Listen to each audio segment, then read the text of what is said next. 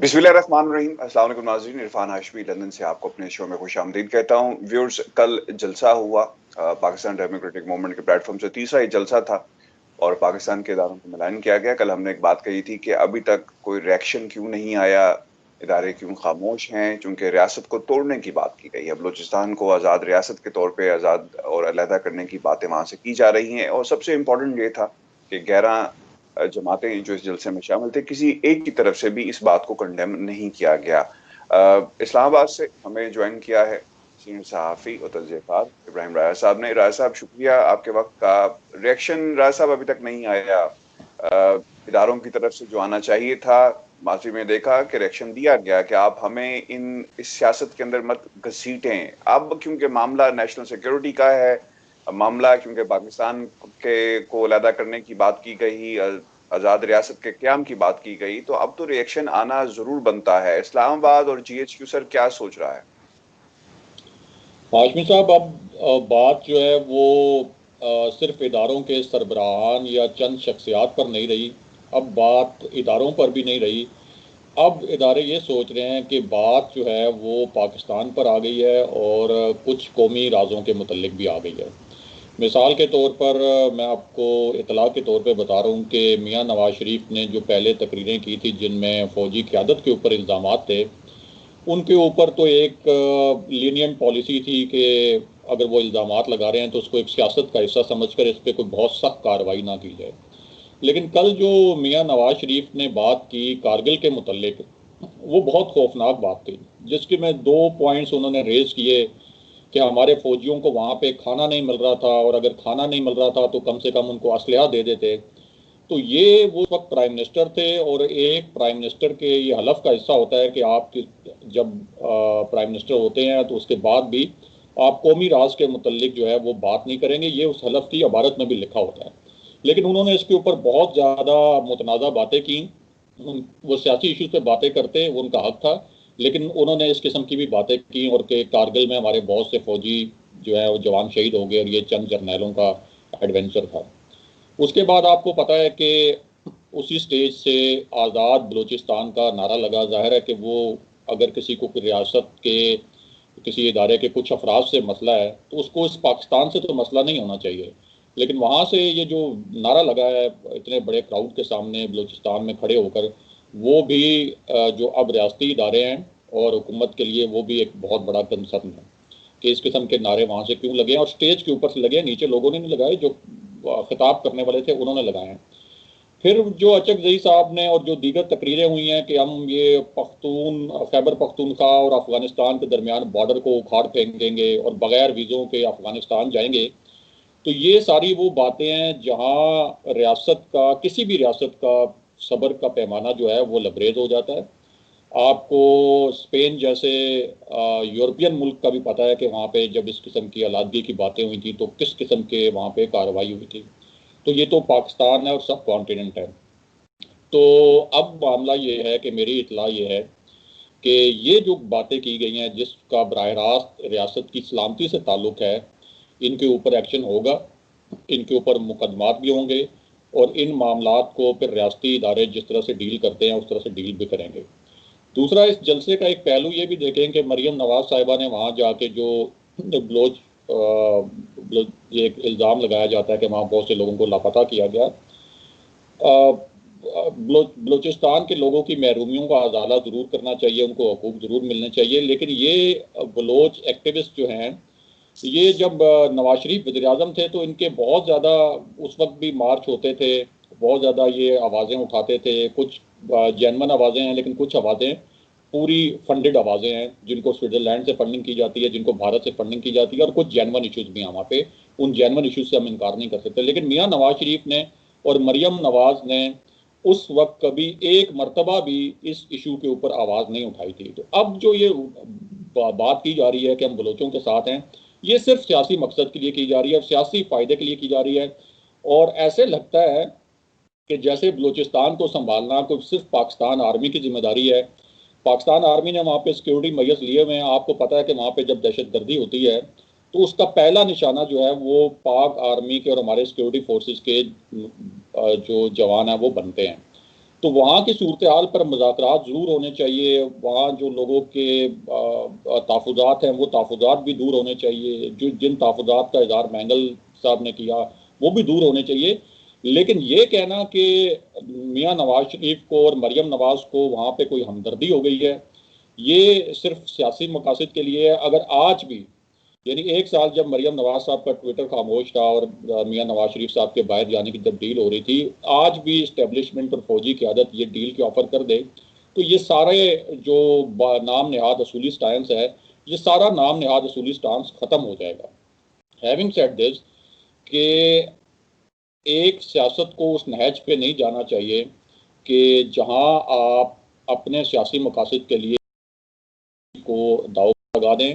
क्योंकि आप देखें कि मैं कल इंडियन मीडिया की ट्रांसमिशन देख रहा था और बहुत ही अफसोसनाक और खौफनाक किस्म की हाशमी साहब वहाँ पे ट्रांसमिशन हुई हैं। ये जो जलसा हुआ है पीडीएम का, आप इदारों के सरबराहान को भी निशाना बनाते हैं। अगर आपके कोई तहफ़्फ़ुज़ात हैं तो आप चलें बनाएं, लेकिन आपने तो मुल्क की सलामती के मुतल्लिक इस तरह की बातें करनी शुरू कर दी हैं कि जो बहुत से लोगों के लिए तकलीफ दे हैं और उन जमहूरियत पसंदों के लिए भी तकलीफ दे हैं कि जो चाहते हैं कि मुल्क में जमहूरियत हो, जो चाहते हैं कि इदारों का रोल कम हो, लेकिन उनके लिए भी ये बातें तकलीफ दे हैं कि अगर कोई कहेगा यहाँ खड़े होकर मोदी की ज़ुबान बोलेगा कि बलूचिस्तान को आज़ाद रियासत होना चाहिए, कोई अगर ये कहेगा कि हम अफ़गानिस्तान जाएंगे और बगैर पासपोर्ट के जाएंगे, यानी इसका मतलब तो यह है कि आप पाकिस्तान की नफ़ी कर रहे हैं और इस मुल्क की नफ़ी कर रहे हैं। तो इदारों का इस मामले पर कंसर्न है और इसके ऊपर जो है वो इदारे एक्शन लेंगे। मेरी इत्तला ये है कि ये इसके ऊपर कार्रवाई होने वाली है। अच्छा, एक्शन जो होगा उसकी पॉसिबिलिटीज भी देख लेते हैं राजा साहब। मुकदमात दर्ज होंगे, पहले भी मुकदमात के हवाले से वो क्या कहते हैं आप पूरी कौम भी जानती है।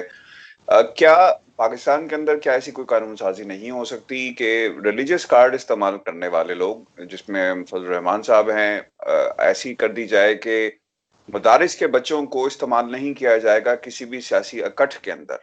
कोई ऐसी पॉलिसी आ जाए, या फिर इन लोगों को ताहयात जो इसमें शामिल थे उन पर पाबंदी आयद कर दी जाए।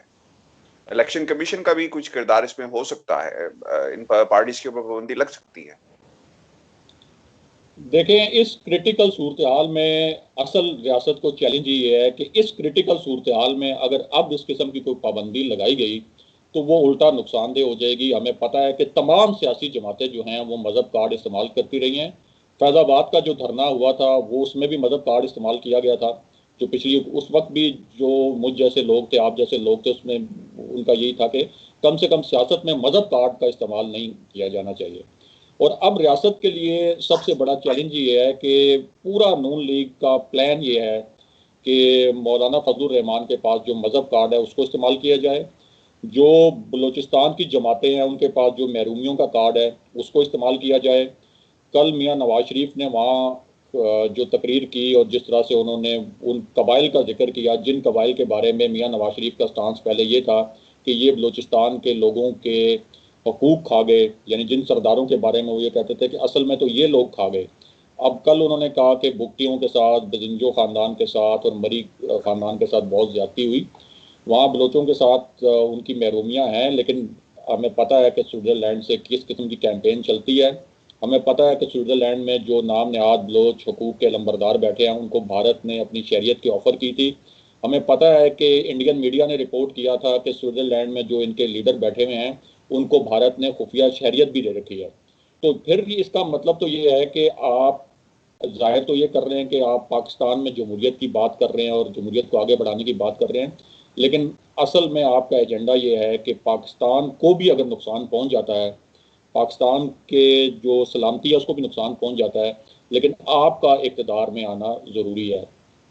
आप अपने हकूक़ के लिए स्ट्रगल करें अगर आप समझते हैं कि आपके साथ ज़्यादती हुई है, लेकिन कम से कम ये मुल्क जिसने आपको 3 दफ़ा वज़ीर-ए-आज़म बनाया है, जिसके ऊपर आप फ़ख्र करते हैं, ये मुल्क जिसकी वजह से आपके लोग चीफ मिनिस्टर रहे हैं और ये मुल्क जिसने आपको इतनी इज्जत भी दी थी, तो उस मुल्क के बारे में कम से कम इस तरह की जब आप बातें करते हैं तो आपके अपने बहुत से मैंने देखे हैं कि नून लीग के अपने हामियों ने इन तकरीरों को एंडोर्स नहीं किया।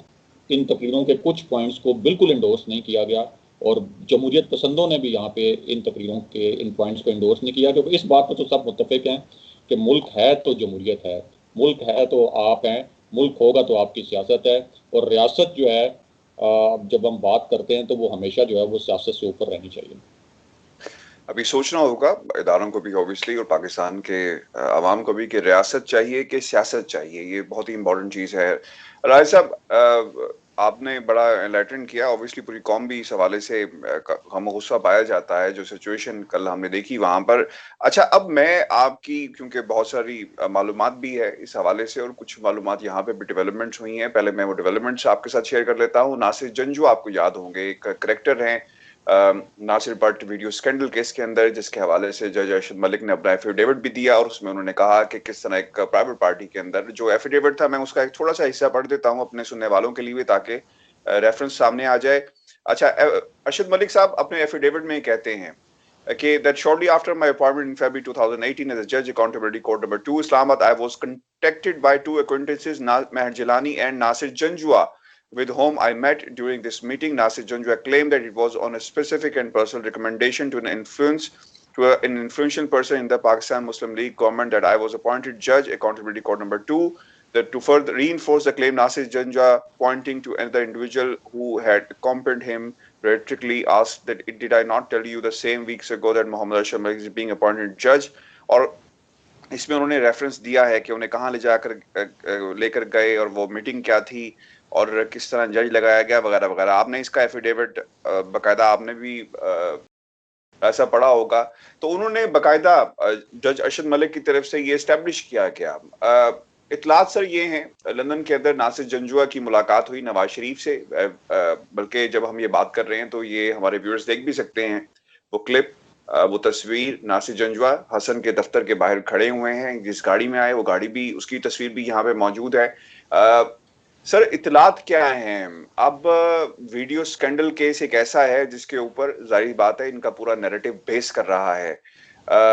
इस वीडियो को, चूंकि दो वीडियोस का हवाला दिया गया है, हमारी इतलात भी ये है, हमने इससे पहले भी, आपने जब सवालात हमारे से भी किए थे तो हमने आपको बताया था कि ऐसा कुछ होगा, और वीडियो के अंदर ये कहा जा रहा है कि मुलाकातों की वीडियोस हैं ये, और इनको बाकायदा मंजराम पे लाया जाएगा। नासिर जंजुआ को डिस्टेंस नून लीग ने दूर करने की कोशिश की, लेकिन तस्वीरें मौजूद हैं, और अब ये जो तस्वीर है जिसमें नासिर जंजुआ हसन के दफ्तर में जा रहे हैं मुलाकात करने के लिए, सर बताएं कि आपकी क्या इतलात हैं इन वीडियोस के हवाले से, क्योंकि वीडियोस तो मौजूद हैं, और ये सवाल है कि ये वीडियोस अब कब आएंगी? देखिए आशमी साहब, एक वीडियो जिसके बारे में दावा किया जाता है और बहुत वसूख से दावा किया जाता है, और मेरा गुमान है, बल्कि मेरा यकीन है कि वो वीडियो मौजूद है। वो वीडियो है मियां नवाज शरीफ से जज अरशद मलिक, जो एहतसाब अदालत के साबिक जज हैं, उनकी मुलाकात की। और ये मुलाकात उस वक्त सेटअप की गई थी जब मियां नवाज शरीफ लाहौर में थे अपनी रिहाइशगाह पर, और उसमें जैसे एक और वीडियो से पहले आपने देखी जज अरशद मलिक की, जिसमें वो एक मखसूस माहौल में ये कन्फेशन कर रहा है कि मुझ पर दबाव था कि मैंने मियां नवाज शरीफ और मरियम नवाज के खिलाफ फैसलों के लिए, तो उसमें उसी किस्म की वीडियो है, और उसमें वो मियां नवाज एक मखसूस माहौल में ही मियां नवाज शरीफ के सामने ये कन्फेशन कर रहा है। इसी तरह एक वीडियो ऐसी मौजूद है जो लीगी ज़राए हैं, और मेरी इतला है कि वो वीडियो मौजूद है, जो कि सऊदी अरेबिया में जज अरशद मलिक की हुसैन नवाज से मुलाकात की, और उसमें भी हुसैन नवाज से उस जज ने इसी किस्म की बातें की हैं कि मुझ पर दबाव था।